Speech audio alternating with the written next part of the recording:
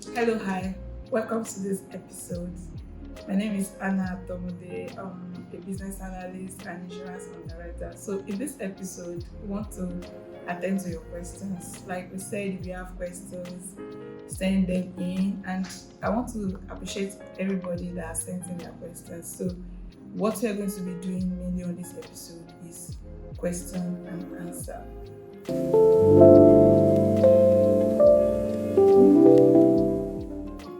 So the first question that I have here is that does insurance covers gearbox damage? Yeah, this is a colleague that asked me this question. I'm like, oh wow, because apparently at that point, his car gearbox got damaged, and he was like, okay, what if I have insurance cover?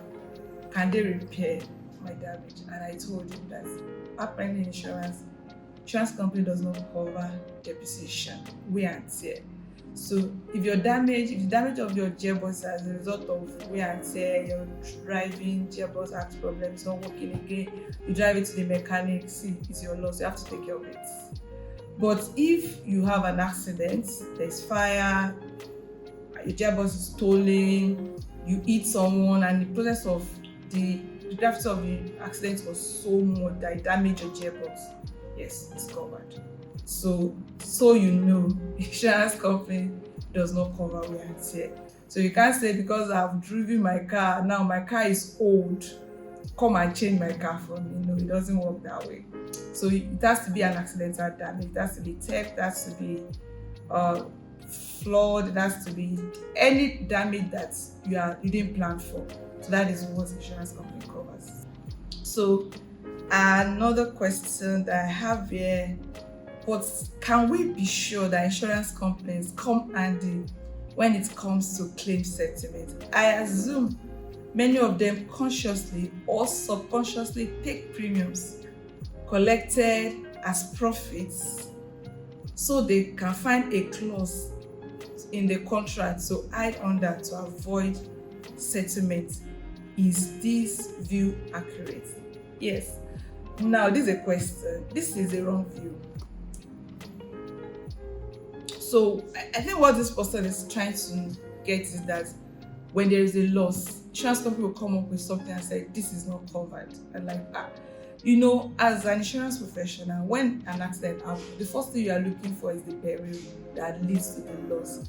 And you are looking at the policy document to know if the peril is actually covered. And that's why I said when you want to buy your insurance, look for someone. If you're a lazy human being that cannot read, just get a broker or somebody that knows somebody like me to help you consume that policy. See, insurance is not an open cover. It does not mean that when you have bought insurance, then anything that happens to that car is covered. There are perils that you're buying, and that is what insurance is going to do for you. So if you have bought a fire cover, when there is fire, the insurance company will indemnify you. But you didn't buy fire. Now there is fire. You don't say because you have bought insurance. No, it doesn't work that way. So it's a contract that you need to understand. It's between you and the insurer. So you need to know what you are buying. And also there's something we call insurance in utmost good faith. We expect you to give us all the information about this property you want to insure from the beginning, because we want to know if this is an high risk or if it is a low risk, so that it will enable us to give you the adequate premium. So if there is an information that you have hidden from us from the beginning, and now we discover that, why didn't you tell us this? Because if you have told us, it would have allowed us to give you adequate premium. So now there are lots of improvements in insurance policy.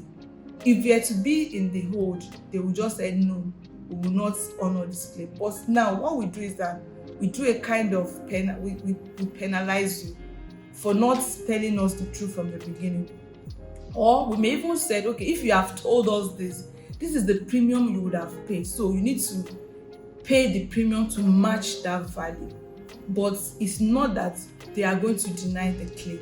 They will just penalize you for not telling them the truth from the beginning. But if this is now a fraudulent claim, insurance company they would just disregard the claim right there and there. Or probably you come now, you said your car is stolen, and now we discover that the car is not stolen. nobody will understand that. So like I said, you need an insurance broker to help you digest your document, because everything that you need to know about the policy. That's why I even know some people, they will say, give me the draft copy of the policy before I even pay premium. And what this draft is doing for you is that you want to know what are the exclusions, what are the conditions, what are the warranties, what are the things that are covered. So I think I've been able to answer this question. But in this age, no insurance company will want to. In fact, there's something we call ex gratia claims. If you are a loyal client, maybe you have been doing insurance for 5 or 6 years and you have not claimed. Now, at the 7th year, there is a claim and this peril is not covered. Insurance company can, in their own benevolence, just pay you not all the claim, but just use it to compensate you. So we call it ex gratia, so claim. So that you can also enjoy from your insurance company. Okay, so the third question now said, is this premium paid monthly or yearly?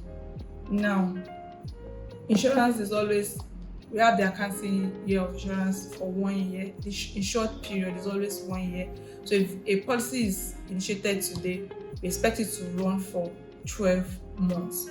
Now, because of some things that happen, flexibility, you can pay your premium quarterly, you can pay half yearly, and you can pay yearly.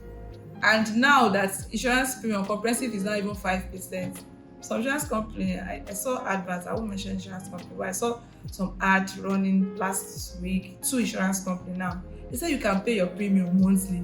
So for motor insurance, pay your premium. But there's something I just want you to confirm, because you need to know, some of the time when you are not paying the full premium, there's always a clause that they will put on your policy that if this claim happen, you need to pay up your full premium before they can attend to your claim.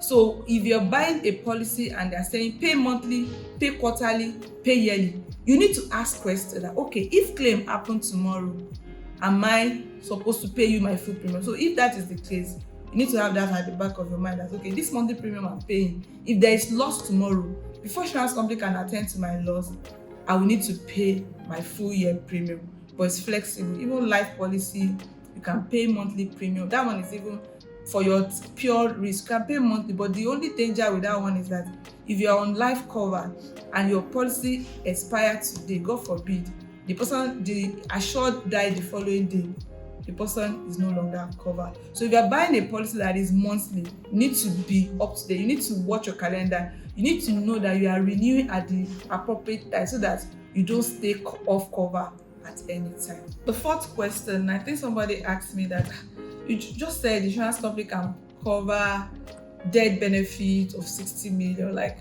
how will they do this and they will not go bankrupt? And the question is simple. All insurance companies, they also buy insurance. So in insurance, there's something we call reinsurance.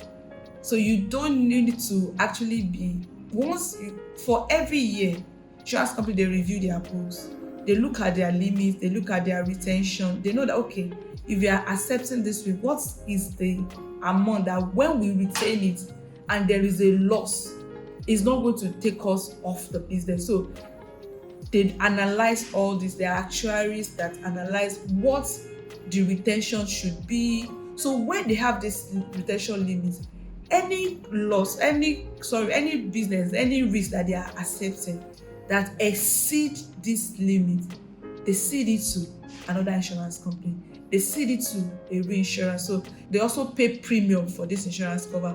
So that is why it's very difficult for any insurance company to go bankrupt, especially insurance company that knows how to deal with this business. In fact, do you know that the reinsurance too, they also still buy another insurance? We call it retrocessionaire. So it goes on and on and on. And what this do is now like it's now a chain, a bulk. Like all of us, we are coming together to help this person. So no matter how huge your loss can be, if it's in billions, one insurance company cannot carry this risk. So we have to share it. In fact, an insurance company can just take 1% of this, another 2%. So it goes on and on and on. So be assured, I don't know how big your risk can be, insurance company can cover, because they will not see it on that risk. They will see it into another insurance or another insurance company. They even co-insurance too. It's not only reinsurance. They can say, oh, this is big. Let's call on like 4, 5, 6 insurance companies. Let's agree on the terms, and they will give you the policy. So that's it. So I think that will be all for this episode. And also, please just keep your question coming. Even if there are questions that are coming in an area that, insurance is so broad. I'm not a dictionary of insurance. I can even call people that can answer your question adequately. And I know you will actually love the response we get to your question. So thank you so much for watching. I want you to like and I want you to subscribe. See you in my next episode. Thank you and bye-bye.